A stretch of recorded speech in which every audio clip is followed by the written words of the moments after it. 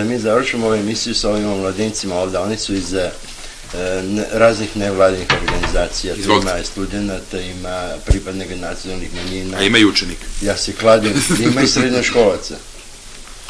Ja se kladim da imaju nešto spremno da očekaju da vas pitaju. Pošto ima jako malo vremena... Samo napred. Sam Bojana Pivaš iz Centra za civilnu edukaciju. Htjela sam da vas pitam, neminovno je da sada sazrevaju generacije mladih koji su tokom svog detinjstva bile naviknute na nasilje koje je bilo svuda oko njih. Kako ćemo mi njima promovisati prave vrednosti društvene i usmeriti ih ka njima, da oni ne bi težili ka ekstremima, da ne bi se dešavale situacije kao što je bilo u Novom Sadu sa nacionalnim strojem ili doček Lepena ovde u Vršcu? Pa vrlo je to jedno teško i kompleksno pitanje. Kada jednom iz prava uđete u nepravo, kada jednom iz nasilja jedno društvo uđe u nasilje, mnogo se teže vraća u nenasilje, odnosno s druge strane, ne smete nikad odustati od toga. Mislim da je izuzetno važna uloga politike i političkih stranaka i političkih predstavnika. Ako vi jezik mržnje plasirate u parlamentu, onda svaki građanin misli da je to normalno ponašanje. Ukoliko su vaše političke ideje satkane od ideja nasilja, onda je to, naravno, tako društvo će živeti stalno u uslovima da će klinci odrastati misleći da je prava stvar udariti nekog pored sebe kada dođete u neki mali konflikt. Pa i sam se suočavam nekada, kada pravim kompromis o nekim političkim odlukama, napadaju me ljudi što nisam žešći, u stvari ja kad bi bio takav, ja bi samo potvrđivao ideju nasilja, sudara, stalnih konflikata, stalnih obračuna. Znate, imate ljude koji kad god se sporečkaju s nekim na ulici imaju potrebu da se pobiju. A imate istovremeno ljude koji kad se sporečkaju s nekim na ulici imaju potrebu da nađu rešenje da pruže jedan drugome ruku. To su dva različita tipa ljudi. Kada na vlasti, na svakom bitnom mestu, među novinarima, među političarima, lekarima, sudijama, imate konfliktne ljude, onda će naravno i klinci večno odrastati u takvom društvu u nasilju. Tako da moramo da biramo na svim tim bitnim mestima ljude koji ne promovišu nasilje, nego promovišu dogovor. Rešavanje problema dogovorom, razumevanjem, moramo da pokušamo. Nekada nije moguće da rešiti, da ne budemo držimo iluzijama. Nekada nije moguće rešiti problem samo dobrom voljom. Ali to ne znači da moramo da vadimo oružje i da pucamo jedni na druge, da ubijamo jedni druge, da iseljavamo jedni druge iz stanova, da mrzimo druge zato što su različiti, zato što imaju drugu veru, drugu naciju, drugačije ime, drugu boju kose, drugu boju očiju, što su uopšte gledano drugačiji. Naprotiv. Ja sam baš zadovoljan zbog toga što, evo, pazite Vojvodina. Dajte mi taj primer. Vojvodina, ne postoji u Evropi mesto kao što je Vojvodina, koja ima nacije koje imaju svoje države i ima jedine nacije u Evropi koje nemaju svoje države. To je prosto fascinantno. Ja mislim da je Vojvodina ja sam veoma zadovoljan zbog toga što će sledeći sastanak šefova država Srednje Evrope biti održan u Vojvodini. Na tome ja insistirao na posljednjem samitu u Brnu. Da pokažem njima šta oni meni govore o Srednjoj Evropi. Dođite u Vojvodinu da vidite Srednju Evropu. Mnogo bolje nego u Brnu, nego u Budimpešti, nego u Temišvaru, nego u Severnoj Italiji, u Švajcarskoj. Dođite lepo u Vojvodinu da vidite Srednju Evropu, da vidite šta je prava Srednja Evropa. Kako izgleda jedan ambijent, jedan živi muzej nacija, kultura, običaja.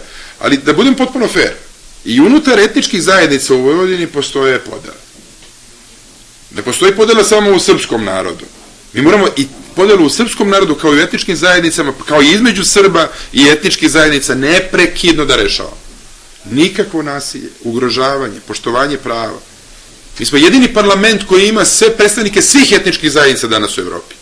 To je fenomenalna stvar. Ali nikad nije dovoljno u zaštiti etničkih zajednica i posebnosti. I to je jedan od načina da se sprečava nasilje i to je jedan od načina da mladi ljudi žive u jednom normalnom ambijentu. Jer kada kažete da drugačiji od vas ima puno pravo na postojanje da morate da ga štitite, onda suzbijate uopšte ideju nasilja, jer nasilje i agresija i potiču u psihološkom osjećaju da je neko drugačiji od nas i da nas taj drugačiji u stvari ugrožava, što u stvari nije istina. Izvolite. Ja sam Petrika Marinel, pripadnik rumunske manjinske zajednice. Me zanima nešto u vezi evropskih integracija. U susednoj Rumuniji, evo sad godinu dana kako je postala deo evropske porodice, pa možda mi Rumuniji izvrstaju odavde da smo najbolji svedoci te fascinantne promene u životu naših prijatelja i rođaka u Rumuniji. Oni više ne žive u komunističkoj diktaturi, nego u zemlji koja polako postaje da bude moderno uređena država. Pa me zanima vaše mišljenje kako to da su oni uspjeli da ostvare taj nacionalni konsenzus i da prevaziđu taj nacionalni konflikt, a mi nismo. Pa sve nacije u Evropi imaju jednu potrebu, da žive bolje i da žive u stabilnom društvu u kome se osjećaju dostojanstveno i ponosni. Vrlo jedno. Nema nacije koja ne želi da doživi svoju zemlju, da bude ponosna na svoju zemlju. I nema nacije i nema građana koji ne žele da žive bolje, je li tako?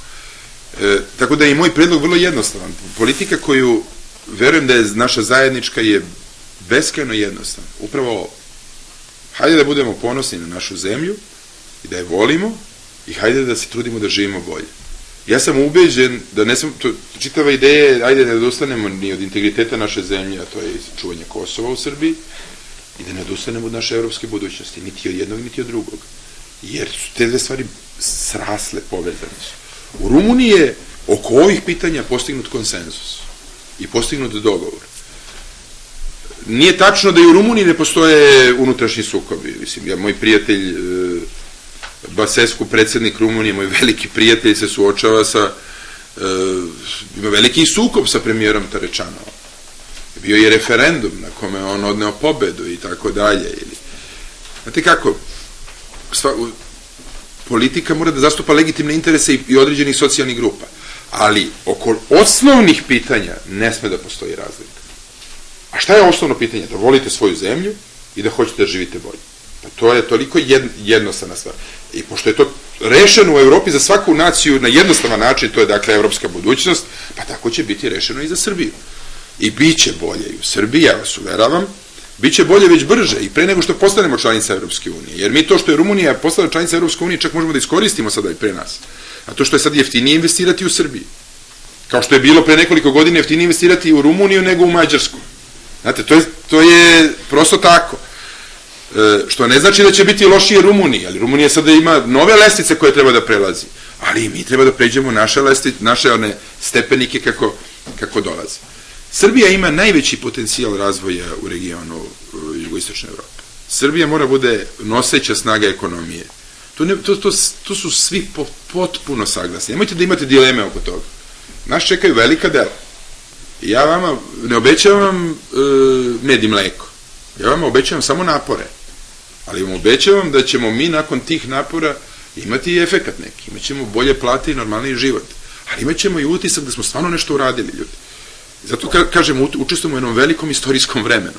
Mi smo u prilici da donesemo odluke da dok mi postojimo ovako kao punoletni građani u punoj snazi, mislim na vas, vi sada nastupate, ali svi zajedno donesemo jednu odluku koja treba Srbiju da prevede preko jednog velikog zida, da postanemo deo jedne velike zajednice evropskih naroda, da putujemo bez šengenske vize, bez ograda, kao što svi danas putuju, sjećate se onog simboličkog presecanja, onih drvenih balvana između granica, to hoćemo i mi da uradimo.